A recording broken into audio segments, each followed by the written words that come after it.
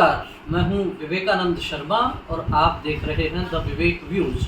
The Vivek views के इस episode में आपके सामने हम लेकर आए हैं एक नई तकनीक पौधारोपण की। जी हाँ, मानसून का समय है, पौधे आप सब लोग लगा ही रहे होंगे, लेकिन कम जगह में अधिक से अधिक पौधे कैसे लगाए जाएं और फिर भयंकर सर्दी में और भीषण गर्मी में भी वे पौधे कैसे जीवित रह सकते हैं, इसको लेकर एक मियावाकी पद्धति है। जापान के एक साइंटिस्ट हुए हैं मियावाकी, उन्होंने भी इस पद्धति पर कुछ काम किया है और भारत में हजारों स्थानों पर ये पर्यावरण संरक्षण गतिविधि की ओर से प्रयोग किया गया सघन वन लगाने का। शहरी क्षेत्र में खासतौर पर जहां स्थान कम है, वहां कम स्थान में, कम पानी में और कम समय में किस तरह से जंगल खड़े किए जा सकते हैं, लीजिए आपको दिखाता हूं एकदम सीधा इसका प्रदर्शन। एक विशेष प्रकार का जंगल लगाने के लिए एकत्र आए हैं। ये जंगल जो है वो अपना सघन वन के नाम से है, लेकिन बेसिक जो ये टेक्निक है ये जापान के एक पर्यावरणविद ने बनाई। उसको कहते हैं वो है अकीरा मियावाकी। उन्होंने बहुत कम जगह में, शहरी क्षेत्रों में जहाँ कम जगह है वहाँ पर जंगल लगाने के लिए ये पद्धति की। हमने यहाँ पर हमारे हिसाब से, अपने नेटिव प्लांट्स के हिसाब से उसमें कुछ चेंज कर ये पद्धति विकसित की, जिसका नाम अपना सघन वन है। तो हमने यहाँ पर, वैसे जो अपना सघन वन में हम जो लंबाई चौड़ाई रखते हैं वो बहुत मायना रखती है, तो हमने इसको 6 फीट चौड़ा करते हैं न्यूनतम, अधिकतम 6 फीट चौड़ा, और लंबाई अपन कितनी भी ले सकते हैं, और इसकी डेप्थ करते हैं 3 फीट।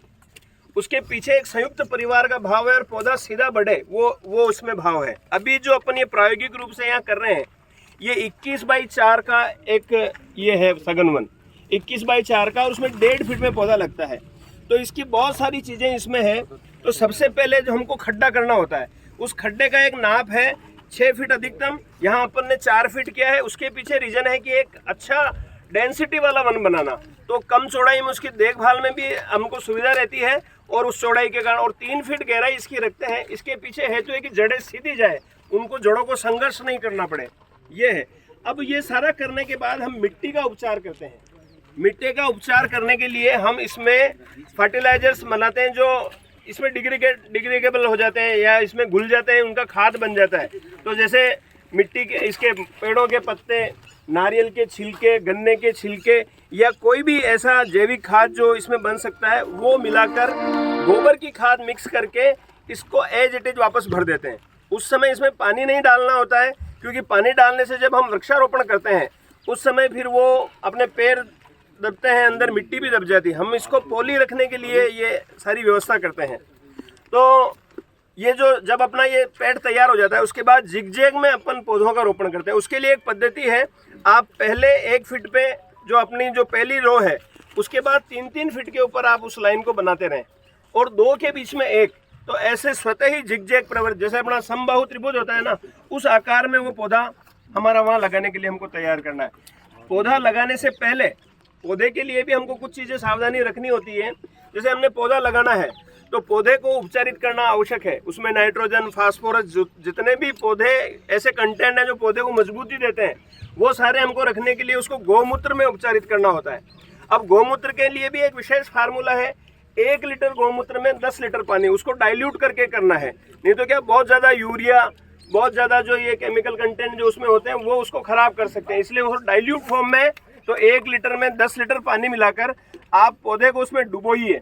वो पौधा डूबेगा तो तब तक डुबोना है जब तक उसमें बुलबुले उठना बंद नहीं हो जाए, मतलब उसकी जड़ों ने पूरी तरह से उस गौमूत्र को एब्जॉर्व कर लिया है। उसके बाद हमको पौधा लगाना है। अब पौधा लगाने के लिए अपन उसमें चाहें तो कोई भी और छोटी मोटी खाद ऐड कर सकते हैं। तो मोटा मोटा ये जो सघन वन है, यहाँ पर बहुत तेज़ी से उसकी ग्रोथ होती है, बायोडाइवर्सिटी बढ़ती है, और जो पौधों की ग्रोथ है वो 10-3 गुनी हो जाती है। इसके लिए सबसे बड़ा, फिर इसके बाद में सबसे आखिरी और महत्वपूर्ण काम है मल्चिंग। तो क्या होता है, बहुत सारी बार खरपतवारें उगती है ना, और वो पौधे की नमी बनाए रखने के लिए भी मल्चिंग करनी आवश्यक होती है। तो मल्चिंग के लिए हम कोई भी, जैसे नारियल का छिलका हो गया, यहाँ अभी अपन मल्चिंग करने के लिए खांकला, जो फसल का खांकला बचता है, उस खांकले से उसकी मल्चिंग करेंगे। एक बार सरल शब्दों में बता दीजिए मल्चिंग मतलब क्या है? मल्चिंग मतलब उसको ढकना।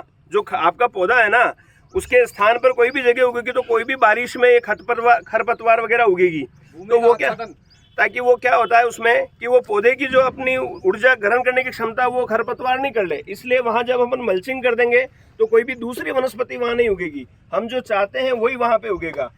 तो ये पूरी एक सरल प्रक्रिया है, इसमें कोई रॉकेट साइंस नहीं है, लेकिन हमको कुछ सावधानियां जो अभी विनोद जी वैसा अपने को बताएंगे वो रखते हुए इस वन का अपने को निर्माण करना चाहिए। गड्ढा और उसमें 2 साल की खुराक प्रति पौधे के हिसाब से जो 1 किलो देसी खाद है या और कुछ जो मिलाना है सूखे पत्ते वगैरह। दूसरी विशेषता है पौधे को वैक्सीनेशन यानी गोमूत्र और पानी से शोधन करना। आप सामान्य पौधा भी लगा रहे हैं, अगर ये करते तो उसकी बचपन की बीमारियां सारी समाप्त हो जाएगी। तीसरी विशेषता है आच्छादन यानी मल्चिंग। जमीन नहीं दिखनी चाहिए, जमीन पौधा लगने के बाद 3 इंच तक लगभग उस पर खाकला है, सूखला है, जो भी अपना जैविक वेस्ट है कुछ भी डाल दीजिए आप, जमीन नहीं दिखनी चाहिए। तो पानी का कंजम्पशन आधा हो जाएगा, सूरज जो पानी उड़ाल देता है वो बचा रहेगा, खरपतवार नहीं उगेगी। इस प्रकार के कई सारे बेनिफिट है। और अंत में डंडी, अगर कोई पौधा झुकता तो उसको डंडी बांध दो, अपने आप ये सघन 10 टाइम, इन्होंने 3 गुना बताया लेकिन 10 गुना बढ़ता है। 1 साल बाद आपको लगभग 10-12 फीट के पौधे मिलेंगे। ये आज इसका आप जन्मदिन मनाना वापस आप, और 2 साल में 20 फीट का लगभग हो जाएगा सारा। आप आश्चर्यचकित होंगे कि ये क्या हो गया। आज का दृश्य वीडियो देखना, फिर वापस वीडियो बना करके आप डालना। धन्यवाद।